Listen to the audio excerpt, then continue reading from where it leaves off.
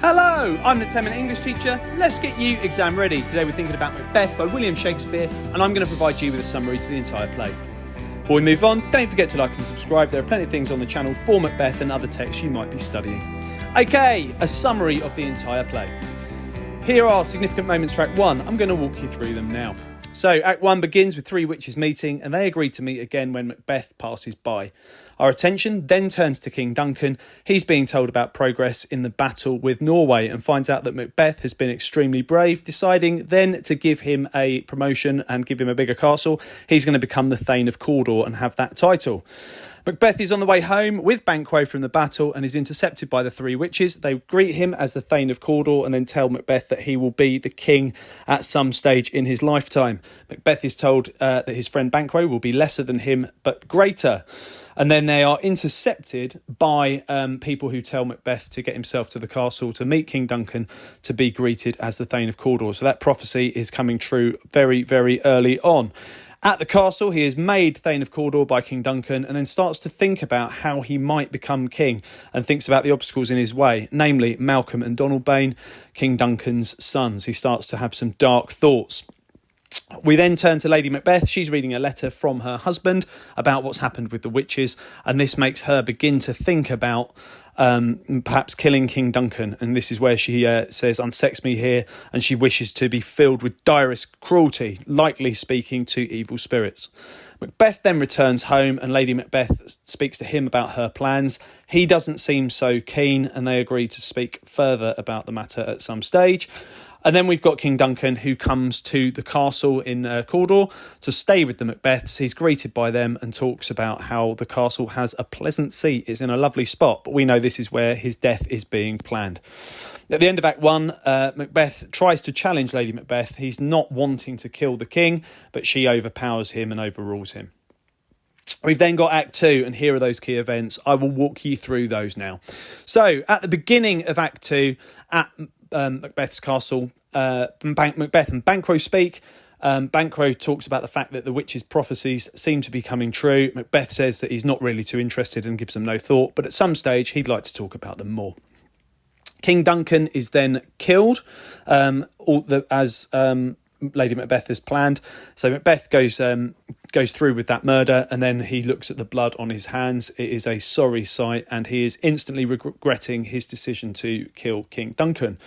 We've then got the porter scene. We turn to the porter who is opening the door. There's a knocking at the door. It turns out that it's Macduff who's arrived late, and he jokes about the idea of being the gatekeeper to the gates of hell.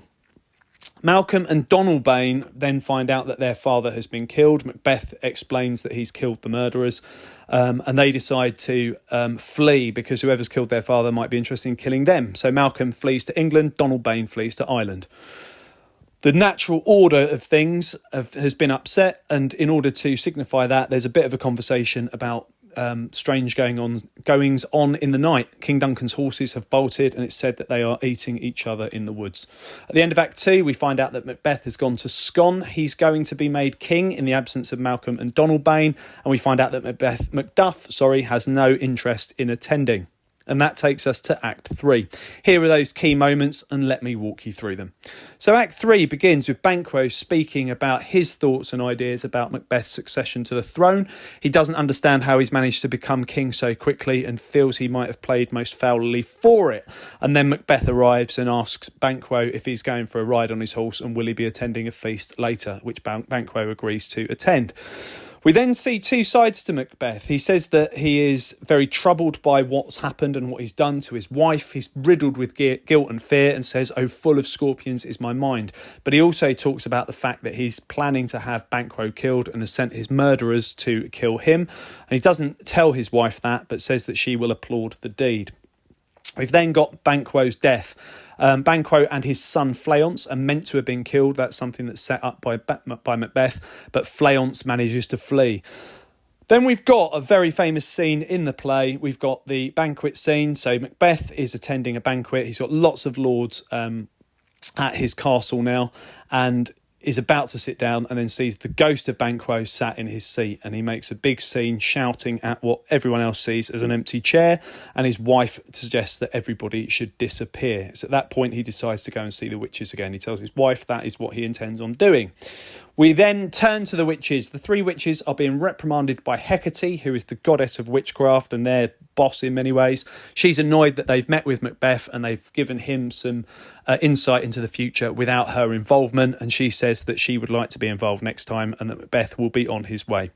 Act 3 ends with a lord speaking to Lennox, and the lord says that Macduff is in England with Malcolm trying to raise an army. So that's setting up that climax later on in the play. And that takes us into Act 4. Here are those significant moments for Act 4. I'll walk you through them now.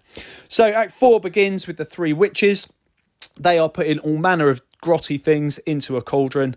And at the end of a big spell casting, Macbeth arrives to seek their counsel and find out more about his future.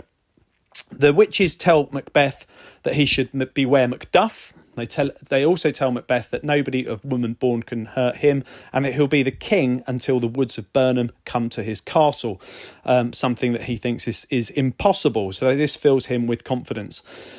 We've then got a succession of kings that come from the cauldron, and the last one holds a glass, which is a nod to King James I, and that is suggesting that at some stage Banquo's line will take the throne, which worries Macbeth deeply.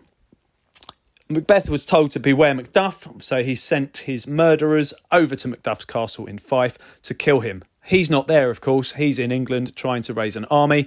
So what the murderers do find is his wife and his children. We see his son killed in front of his mother in that moment.